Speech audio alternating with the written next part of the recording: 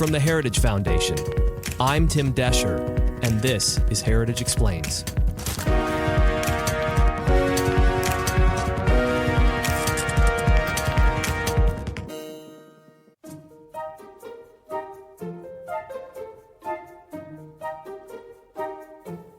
Do you remember where you were when you took the SAT or ACT?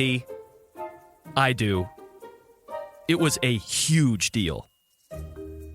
For most, the future of, well, everything depended on the results. It's Saturday morning and we're in school. Depressing, isn't it? We're here to take this test called the SAT. Well, I'd rather be at the beach working on my TAN. You are about to take the most important test of your lives.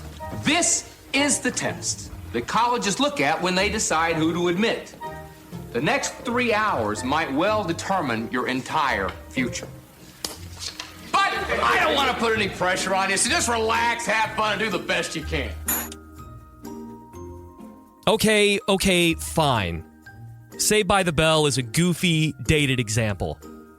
But the truths are the same today as they were back then. These tests mean a whole lot to a whole lot of youth in our nation. For those who don't know, the Scholastic Aptitude Test, better known as the SAT, is a standardized test created by the College Board, which is taken by kids in high school for admission into college. It used to be that those with the most answers correct would have the higher score and have the opportunity to go to a more prestigious university. But that's changing. Well, if your kids are taking the SAT test soon, you might want to listen. The Wall Street Journal reporting the College Board is adding a new adversity score. The number will indicate the social and economic background of the person taking the test, including things like crime rates and property levels in the neighborhoods that they live. The score will be on a scale of 1 to 100. It'll be calculated using a variety of factors, including family income, the quality of the student's high school, crime and poverty rates of a student's school and neighborhood. An average adversity score is going to be 50. Now, the way you have to think about this is anything below 50 designates privilege. Anything above it designates hardship. The score is not going to be reported to students or their parents. Only college officials will see it, and it will not be part of the student's SAT score. And of course, this serves as another opportunity for all the pundits to weigh in. Here's Anurima Bhagrava on MSNBC. So first of all, we know that there is a multi-billion-dollar industry to try to get parents to be able to prepare their students to take the SAT. And income correlates with how well you do on the SAT. So does race. And so there's many ways in which the SAT, while one measure among many of that a college can take into account, has had a lot of problems in terms of how it has privilege baked into it. Mm-hmm. And with the counterpoint, here's Mary Anastasia O'Grady. Putting it into the SAT score, I think, is a big mistake because it really fuzzes up what qualifications the student has. And in the end, you're not doing a student any favors by putting a student who's not prepared into a school that has higher standards. Those students don't cut it. And so I think this is also an example of how our society will not fix public schools. So what do we make of all this? There's no question that there are vast differences in opportunity throughout the public school system in the U.S., especially when comparing inner-city schools to suburbs. But is an adversity score really the best way to compensate for this? Should children raised in a more privileged area be penalized? Or should this be a broader conversation about the state of public schools in the U.S.? Mary Claire Anselm is a policy analyst in education policy studies here at the Heritage Foundation, and she joins us again to explain. Mary Claire, thank you so much for coming back and joining us again. Yeah, thanks for having me. So just want to start and give a kind of a base point here. As it was before this announcement, were you satisfied with the SAT and did it serve its purpose? So there's plenty of legitimate criticism of the SAT. Some have argued that it's not a great indicator of, later in life success, later in life intelligence, things like that. And those are legit conversations that we can have. But the SAT is one of the few institutions left in our society that isn't supposed to be about who you are, about all these other, factors that come into your life. It's supposed to be sort of an equalizing factor of, can you answer these questions, yes or no? And the conversation that I think we should be having is, are all of our students in our public education system equally prepared to sit down and take that baseline test that's supposed to be a barrier for higher education? And that gets into a much broader conversation about whether or not we're failing certain students in our public education system. But the solution to that is not to change this test, which is supposed to be a baseline. Can you meet these standards to enter college? Yeah, and that was my next question. Should this test even be accounting for adverse situations? Because colleges already take that into consideration anyway, correct? Right. This adversity score will more or less render the SAT utterly useless. I mean, if we're putting into these factors of, well, you grew up in this neighborhood, you grew up in this neighborhood, your crime rate in your neighborhood was slightly higher than this other person, so you have a different adversity score.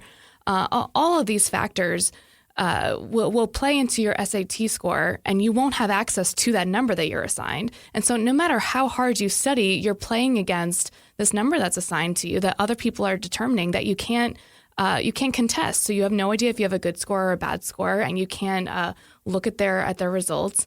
I think it's also important to point out that the College Board hasn't released any research on this. They haven't released any of the real specifics of what they'll be using.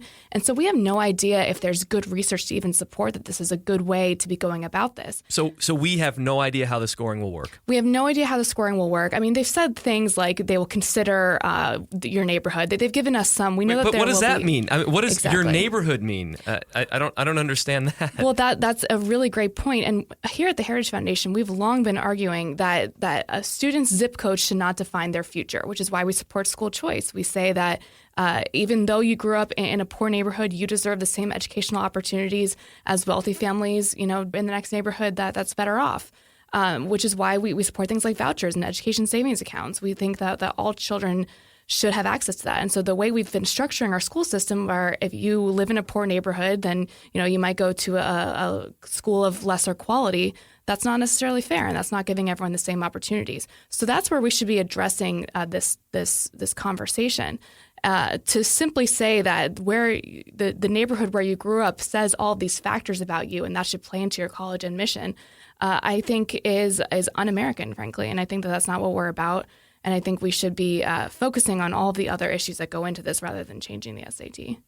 Now, when I hear things that are undefined, like how we're going to score things, what does neighborhood mean, all that stuff, I just hear a massive potential legal battle or some sort of appeal process. Do you know if there's an appeals process for this? If a student doesn't get in, can they file an appeal? How does this work? It doesn't seem as if there's any sort of framework in place right now for students to be able to contest it, because students won't know if they should be contesting it because they won't have access to their score. To me, that's one of the biggest issues with this. And there's a million reasons why I think this is a horrible idea. But probably the most egregious is that you're simply assigning students a score based on how much you think you know about them, which is incredibly presumptuous, and they can't contest it, so they have no legal recourse. I mean, so the College Board has said that they're not going to include race in their 15 factors, and so that right there is them dodging, I think, a pretty huge lawsuit. But I'm not a legal expert, but I can imagine that there's going to be plenty of people who are coming out saying, this is simply not right. We'll get back to our interview with Mary Claire, but first, listen to this. If you're tired of high taxes, fewer healthcare choices, and bigger government, it's time to partner with the most impactful conservative organization in America. We're the Heritage Foundation, and we're committed to solving the issues America faces. Together, we'll fight back against the rising tide of homegrown socialism, and we'll fight for conservative solutions that are making families more free and more prosperous. But we can't do it without you. Please join us at heritage.org. You said in your piece, which of course we will link to in the show notes, and you wrote this for Fox News, that ranking students based on adversity is simply the next step down the slippery slope of identity politics. Why? Absolutely. So if we're playing into this idea that people of a certain group will behave a certain way and we can expect these characteristics about them, that presumption is so strong that we can whittle it down to a number. I think that's incredibly harmful. I mean, I'm sure you and I know plenty of people who might not have a very high adversity score based on our assumptions for what they'll be considering here. But who have overcome a lot of adversity that might not, show up on a piece of paper. And those people deserve to not be penalized in the college admissions process just because they don't have, a very obvious form of adversity that they've had to overcome. And once again, this is trying to make higher education about all of the things that it shouldn't be about. We have this rhetoric in this country that higher education is a right. It's something that every student should do. And I just fundamentally disagree with that. I think that higher education is something that helps you expand your mind. But at the end of the day, people are taking on huge amounts of debt to get a job at the other end. And the question here is, okay, what are your career goals? What are your life dreams? Will college help you get there? If the answer is yes, then okay, then we should be pushing students to go pursue those dreams.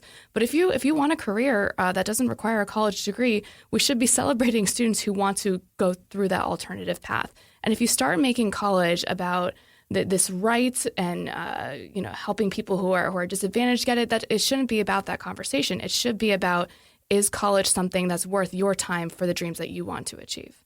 While adversity can be measured in many different ways, as you've alluded to here, I've had adverse situations in life. You've had adverse situations in life. Everybody that we know have giants standing in between them and their dreams. There's no question about it.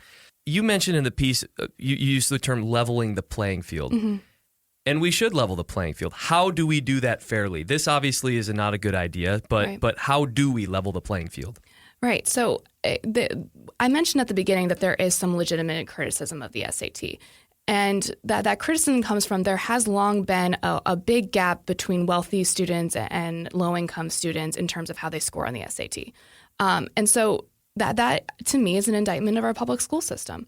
We know, from data that students who have access to school choice programs perform much better in school in terms of graduation rates, in terms of perceived safety, which is a huge deal. I mean, students can't perform well in school if they have concerns over their safety, if they're in a drug-ridden or gang-ridden school environment.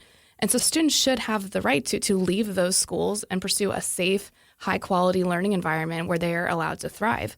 In those schools, students do perform better on tests like this. They're better prepared to enter that environment. Let me just step in here because I want to take this opportunity here to maybe define or give an example of school choice. When we talk about choice, you've talked about it in the past, and we're talking about it now, and we're not going to stop talking about it because we believe in it and it does work. So I want to give you an opportunity to maybe give us a real life example of what that might look like. Sure. Playing out. So here at the Heritage Foundation, we're very supportive of the DC Opportunity Scholarship Program, which is a wildly successful program here in DC that simply gives students a coupon to go to a high-performing school. And so again, the way we've structured our public schooling environment based on zip codes is just a bad way to do it, and it has been failing for decades. We shouldn't be assigning students schools based on where they live. And so what the DC Opportunity Scholarship Program does is it gives students a scholarship to attend a high-performing private school here in the district. And research has found that graduation rates have improved by 21 percentage points for students who participate versus students who haven't gotten the voucher. And so that's huge. I mean, that's life-changing for families to be able to participate in a program like that. But what I also find really interesting about, and I mentioned this before, about the research on the DC Opportunity Scholarship Program is that parents reported much higher satisfaction rates in terms of safety for their child's school. And so, we can talk about test scores all day, we can talk about graduation rates all day, but what really matters for parents when they're choosing a school for their children is my child safe, and can they really thrive and learn in this environment? And so the safety aspect of the DC Opportunity Scholarship Program has really been life-changing for kids. And so that's what we're talking about here. We're talking about students who are maybe bullied in school, don't feel safe in their school environment, have some learning disabilities where the assigned school that they go to just simply can't fulfill their needs for their student, whatever it may be. Allowing that student to choose the school that they can go to will dramatically affect their ability to learn. And that is how this relates back to the SAT conversation, because if we're letting students choose their schooling environment, they can put themselves in a place where they are better equipped to take the SAT. Mary Claire, thank you so much for keeping track of this and informing us today. Great. Thank you so much for having me.